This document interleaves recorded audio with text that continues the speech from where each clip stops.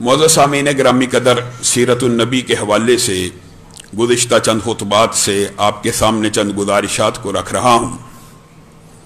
नबी करीम सल्लल्लाहु अलैहि वसल्लम की सीरत के इस मकाम पे हम पहुँचे हैं कि नबी करीम सल्लल्लाहु अलैहि वसल्लम उम्र के 40वें साल में दाखिल हो रहे हैं। अब नबी करीम सल्लल्लाहु अलैहि वसल्लम के साथ जो वाक़यात बचपन में पेश आते गए आपके सामने रखे। नबी करीम सल्लल्लाहु अलैहि वसल्लम को बारहा जिंदगी के अंदर मुख्तलिफ मुशाहिदात तजर्बात का सामना करना पड़ा, जिससे नबी करीम सल्लल्लाहु अलैहि वसल्लम इस बात को अखज़ कर रहे थे कि ये गैर मामूली वाक़यात हैं, जिनमें से बहुत से वाक़यात आपके सामने रखे। बहीरा राहिब का रखा और दीगर वाक़यात रखे, यहां तक कि नबी करीम सल्लल्लाहु अलैहि वसल्लम को ज़मानाए नबूवत से कबल, यानी जिब्रील अमीन की आमद से कबल अभी छोटे थे, खुद बयान करते हैं वह पत्थर जानता हूं जो मुझे सलाम किया करते थे। यह एक हैरत अंगेज बात थी। नबी करीम सल्लल्लाहु अलैहि वसल्लम ये मुशाहिदात कर रहे थे। सतर खुलने का वाक़या आपके सामने रखा, नबी करीम सल्लल्लाहु अलैहि वसल्लम बेहोश होकर गिर पड़े बचपने के अंदर। ये वाक़यात आप इनको अहस कर रहे थे और खुद नबी करीम सल्लल्लाहु अलैहि वसल्लम ने चचा अब्बास को कहा था कि मुझे सतर खोलने से मना कर दिया गया, मुझे ऐसा महसूस होता है। यानी महसूसात मौजूद थे। अब जब उम्र के 40वें बरस में कदम रख रहे हैं, एक और हैरत अंगेज वाकया आपके साथ मुतवातर पेश आने लगा। क्या? हजरत आयशा बयान करती हैं, नबी करीम सल्लल्लाहु अलैहि वसल्लम जब उम्र के इस हिस्से में दाखिल हुए, रात को जो ख्वाब देखते, सुबह खूबहू बैन वैसे ही वो ख्वाब पूरा हो जाता। नबी करीम सल्लल्लाहु अलैहि वसल्लम रात को ख्वाब देख रहे हैं कि कल मक्का की वादी में ये होगा, कल का वाकया। आप उठते, वो वाकया जैसे रात को ख्वाब में देखा पूरा हो रहा है। ये नबी करीम सल्लल्लाहु अलैहि वसल्लम की वही की तरफ इब्तदा है कि अचानक वही उतर आती। मुहद्दिसीन ने इसके बारे में बड़े लंबे चौड़े बाब लिखे हैं कि ये जो 6 महीने पै दर पे नबी करीम सल्लल्लाहु अलैहि वसल्लम के ऊपर मुबशरात का यानी ख्वाबों का सिलसिला जारी रहा, इसकी बहुत बड़ी तरबियत है। नबूवत के अंदर बहुत बड़ी तरबियत है कि नबी करीम सल्लल्लाहु अलैहि वसल्लम अखज़ कर रहे हैं, मैं रात को जो चीज देखता हूं सुबह वैसे ही हो जाती है। इस चीज को देखते हुए नबी करीम सल्लल्लाहु अलैहि वसल्लम को यह इदराक और शऊर मिलना शुरू हो गया, ये गैर मामूली वाकया मेरे साथ क्यों पेश आ रहा है। आपने इसके ऊपर गौर फिक्र के लिए गोशा नशीनी और अलहदगी को इख्तियार करना शुरू कर दिया। हमारी ये बात याद रखिए, अल्लाह माफ करे, रहबानियत की दावत इस्लाम में नहीं है कि मुआशरे से कट के रहा जाए, लेकिन इसकी यह बात भी इससे मुराद नहीं है कि इंसान कभी तन्हाई में हो ही ना, इंसान कभी खलवत में हो ही ना, इंसान कभी अपनी पैदाइश जमीनों आसमान की तखलीक के बारे में गौर फिक्र करे ही ना। याद रखिए, याद, जो बंदा हर वक्त सोशल रहता है और तन्हाई के अंदर गौर फिक्र नहीं करता, उसकी इस्लाह मुश्किल हो जाती है। हर वक्त इंसान एक सोशल एनिमल है, इंसान एक ऐसा जानदार है जो गिरदो नवा मुआशरे से ताल्लुक बना के रखता है। उसके अंदर उसके ताल्लुक अच्छे हैं, वो समझता है लाइफ अच्छी गुजरी है। यानी गुनाह और सवाब का जो ख्याल है, अच्छाई और बुराई का, अगर इंसान सोशल जिंदगी सारी जिंदगी गुजारता रहे, शायद उसको वो इदराक और शऊर ना मुयस्सर आ सके। इसलिए इस्लाम में रहबानियत नहीं है, लेकिन एक ट्रेनिंग का पीरियड जरूर है। रमजान आता है, 10 दिन अल्लाह रब्बुल इज्जत ने भी और नबी करीम सल्लल्लाहु अलैहि वसल्लम ने भी इस उम्मत से क्या मुतालबा किया कि 10 दिन तो एक साल के अंदर तन्हाई को पकड़ो, एतकाफ कर लो, मुआशरे से कट जाओ, अपने घर वालों से अलग हो जाओ। हर चीज, हर सोच, हर कारोबार, हर बिजनेस, हर काम काज, दुकान, तिजारत, हर चीज को छोड़ के 10 दिन पूरे साल के अंदर तन्हाई को इख्तियार करो, गौर फिक्र करो पूरे साल में क्या क्या गलतियां हुई तन्हाई के अंदर। जब इंसान, मैं तो ये बात कहता हूं, इससे बढ़कर हर इंसान को, मुझे और आपको, हर रोज रात को जब सारे घर वाले भी सो जाएं, एक तो उस वक्त अल्लाह के सामने खड़ा होना चाहिए।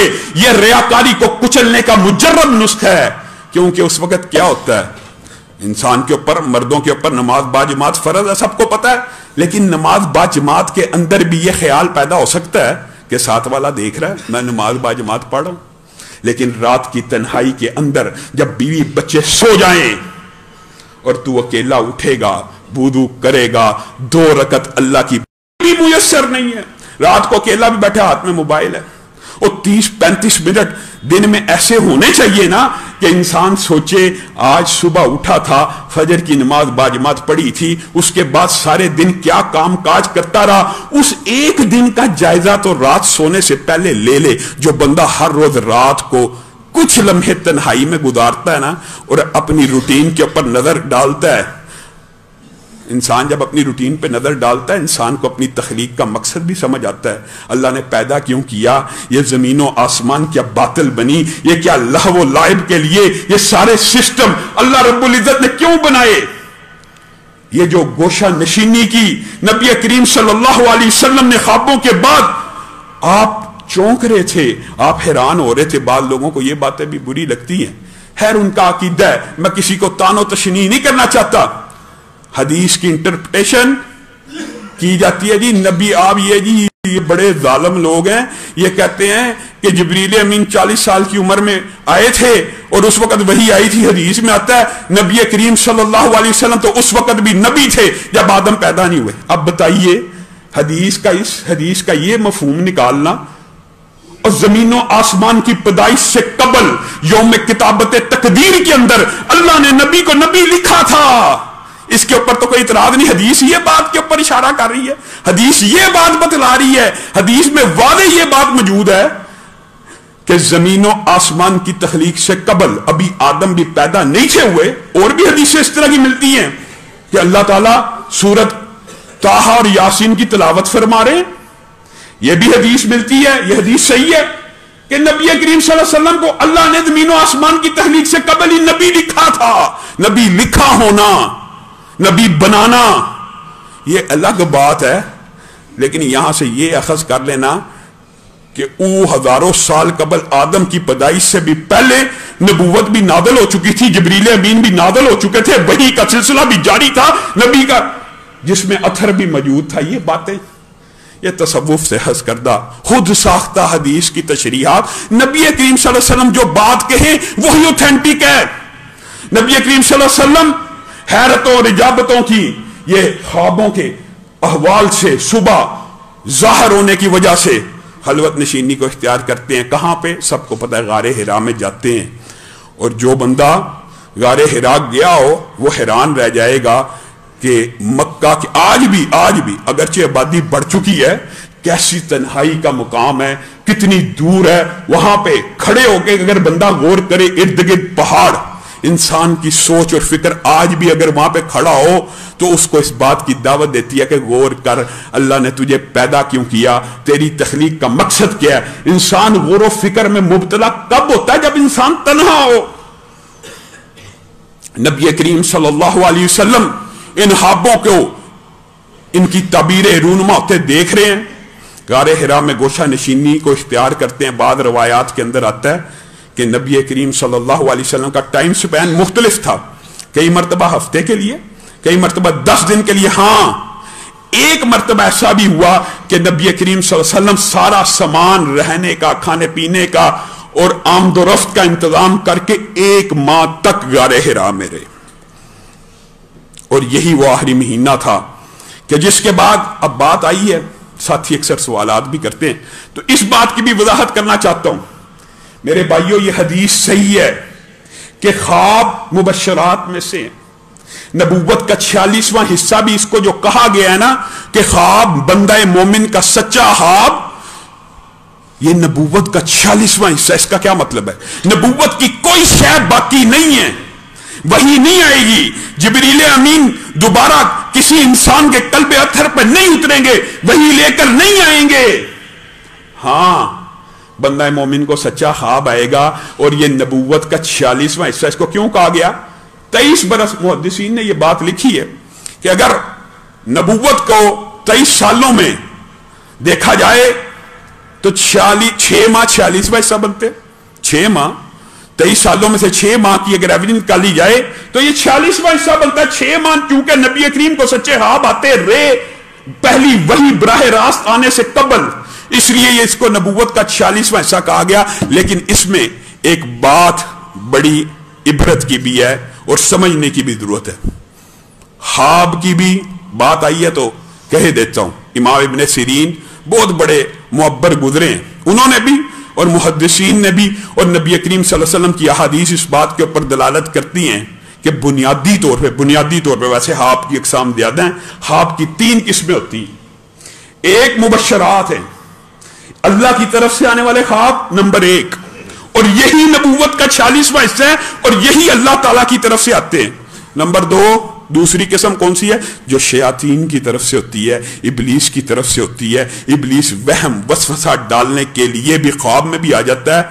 और मैं आपको यह बात भी बतलाना चाहता हूं, बाद लोग ये समझते हैं उसको अल्लाह रब्बुल इज्जत ने यह ताकत दी है, जिन्नात को भी दी है, उसकी ज़ुर्रियत को भी दी है कि वो बिलमुशाफा भी इंसानी शक्ल में आके भी आपको वसवसा डाल सकता है। आपको इदराक और शऊर नहीं होता। और मकाम बदर के ऊपर इंसानी शक्ल में आया।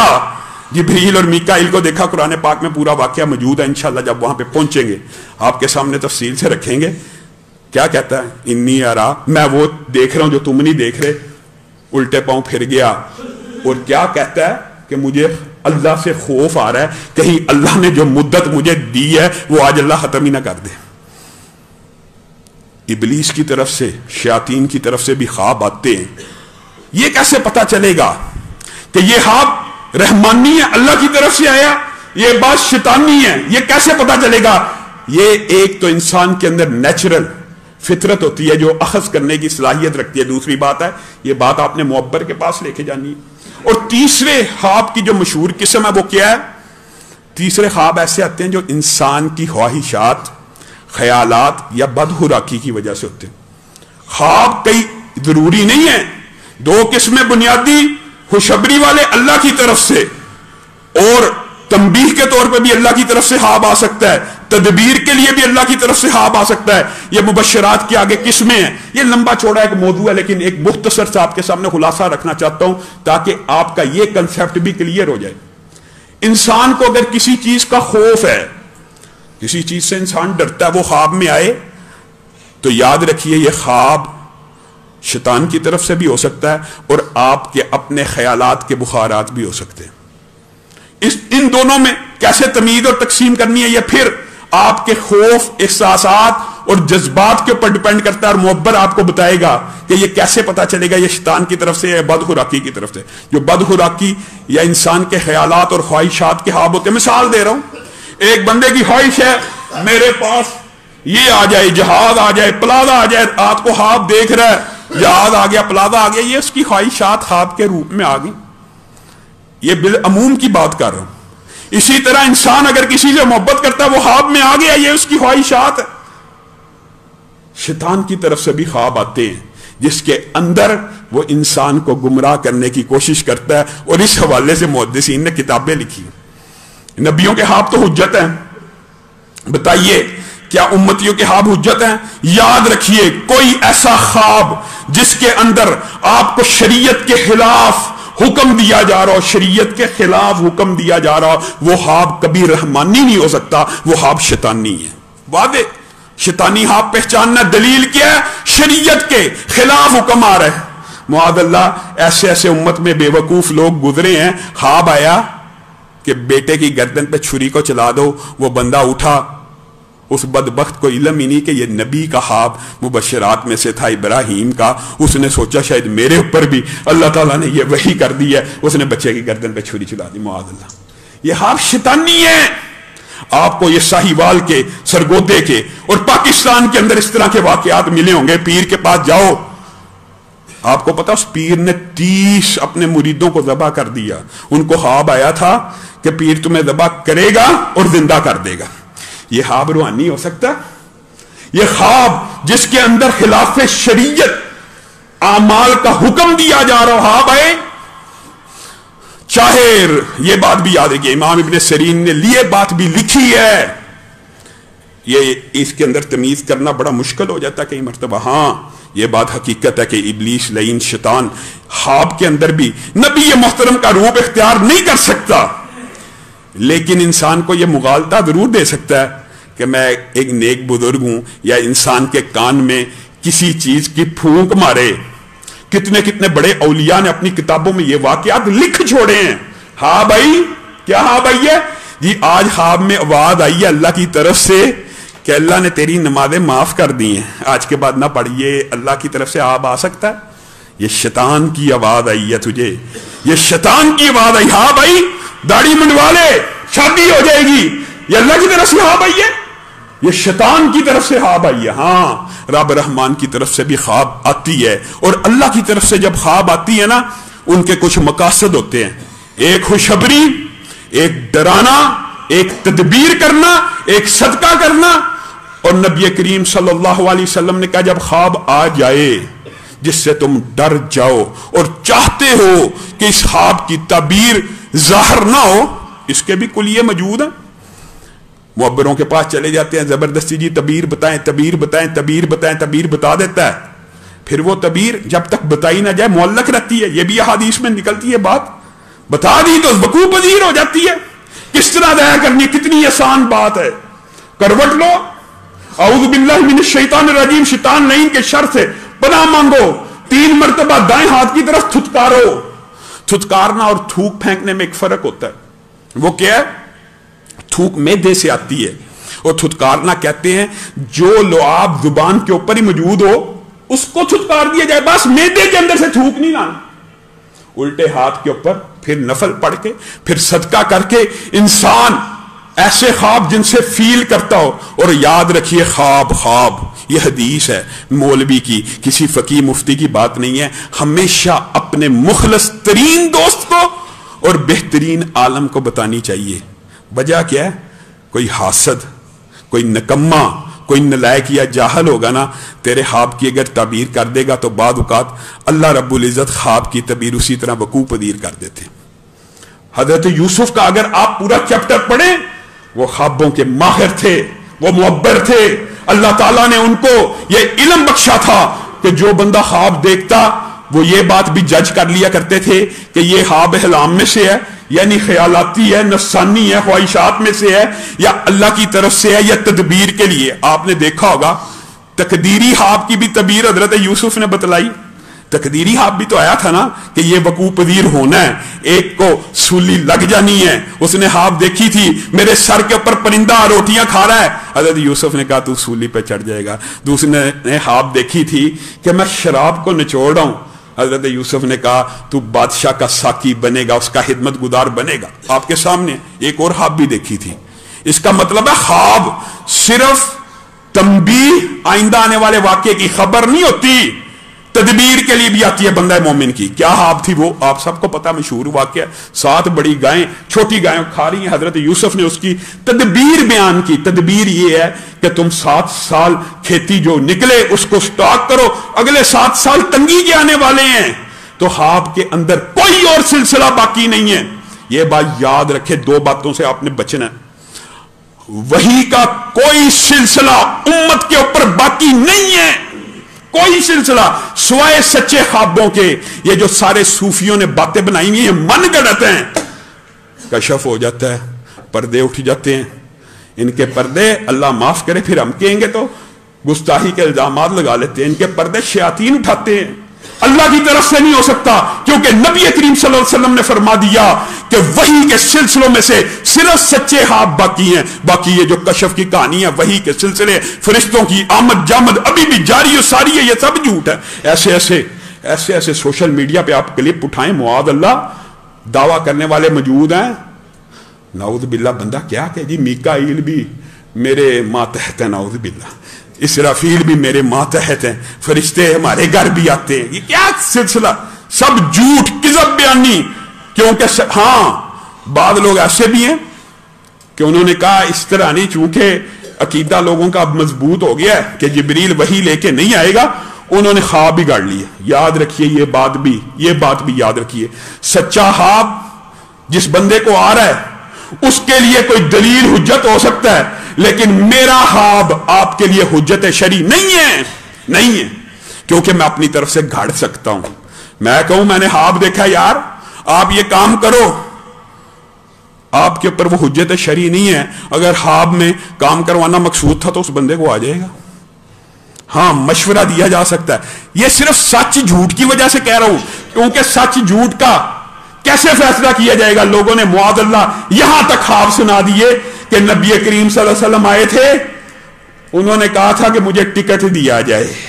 معاذ اللہ، نبی کریم صلی اللہ علیہ وسلم کو ٹکٹ کی ضرورت ہے پاکستان آنے کے لیے، آپ مجھے اپنے ادارے میں ٹھہرانا اور پھر مدینہ کی واپسی کی بھی ٹکٹ دینا۔ معاذ اللہ، یہ خواب کسی امتی کے کسی دوسرے کے لیے حجت نہیں ہے، یہ جھوٹ کا ایک دھندا اور کاروبار خوابوں سے چلا ہوا ہے۔ آپ نے یہ بات بھی سمجھنی۔ آگے چلیے، نبی کریم صلی اللہ علیہ وسلم وہ جو آخری ماہ ہے اس کو ختم کرنے کے قریب ہیں۔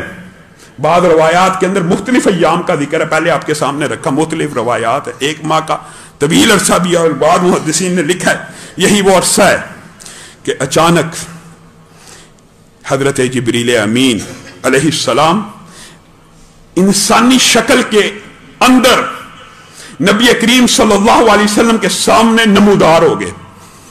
اب بتائیے، ایک آدمی، ایک انسان افضل الخلائق ہیں، مخلوقات میں سب سے اعلیٰ و افضل ہیں، ہمارا عقیدہ ہے، لیکن اچانک اس تنہائی کے اندر، اس گوشہ نشینی کے اندر، مکہ سے دور فاصلے میں اچانک ایک انسان ظاہر ہو جائے تو انسان کے دل کی دھڑکن بے ترتیب ہو جاتی ہے کہ نہیں ہوتی؟ اگر ہم یہ بات کہتے ہیں ہمارے پر گستاخی کے الزامات لگتے ہیں۔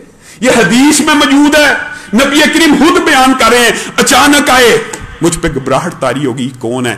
آتے ساتھ مجھے کیا کہتے ہیں؟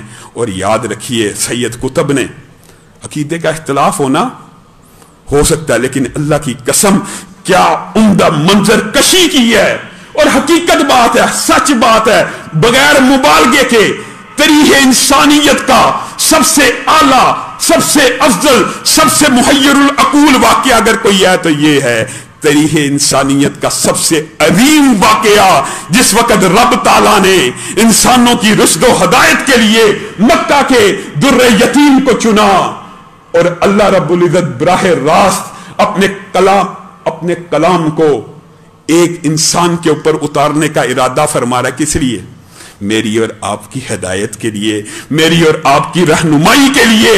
اللہ کی قسم یہ اتنا عظیم الشان واقعہ ہے، یہ اتنی عظمت والے لمحات ہیں کہ اللہ رب العزت نے اس عظمت کو امت کو دینے کی خاطر کہا۔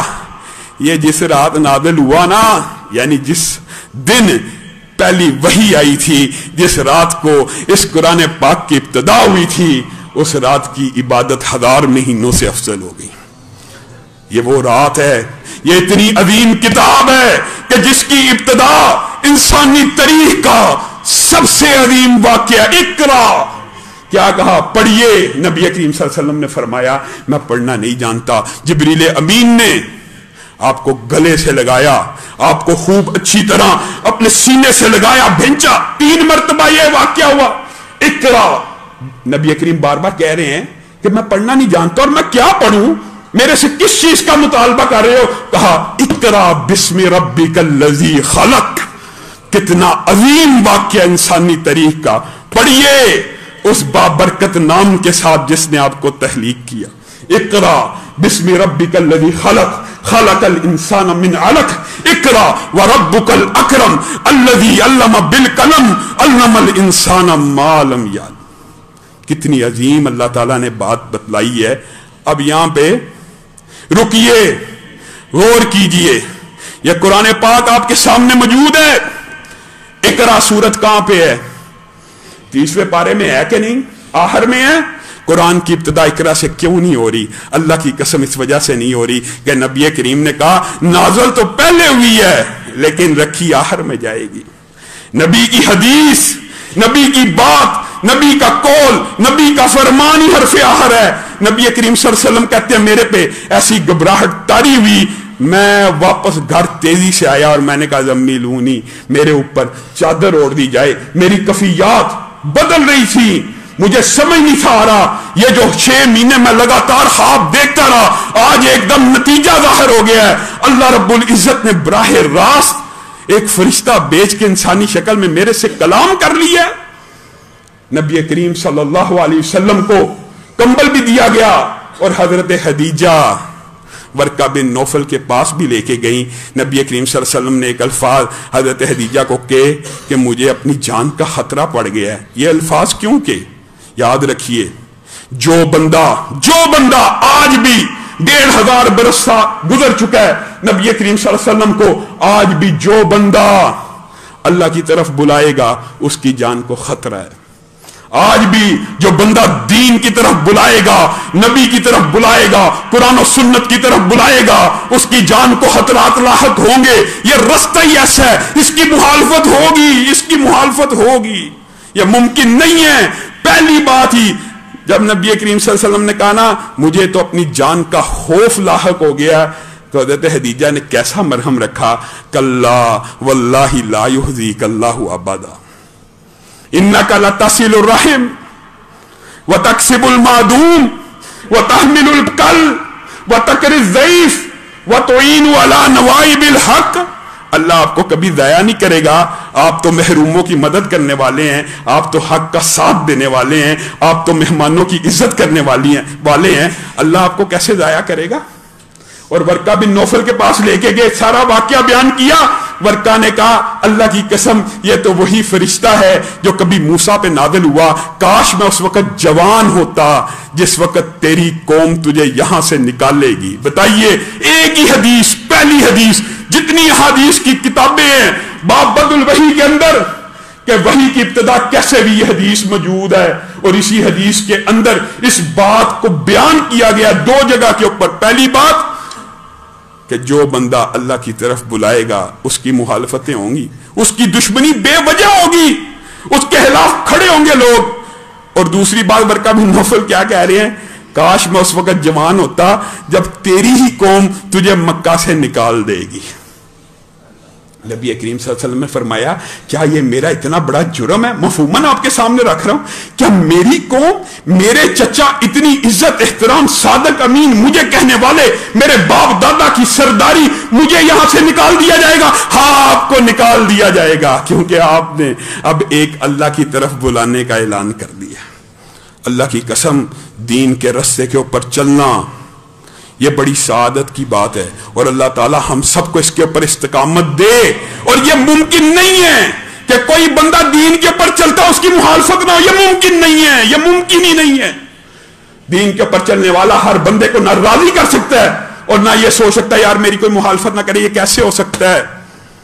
آپ کے اگر سگے چچا ابو لہب آپ کا چچا تھا کہ نہیں، اگر وہ آپ کی مخالفت میں اتر آیا ہے تو آپ یہ سوچیں کہ یار میں نے کوئی ادارہ بنایا اور محلے دار میری دشمنی نہ کریں، یہ ممکن نہیں ہے، یہ ممکن ہی نہیں ہے۔ اللہ رب العزت جو کہا گیا، جو سنا گیا، اس کو سمجھنے کی توفیق عنایت فرمائے۔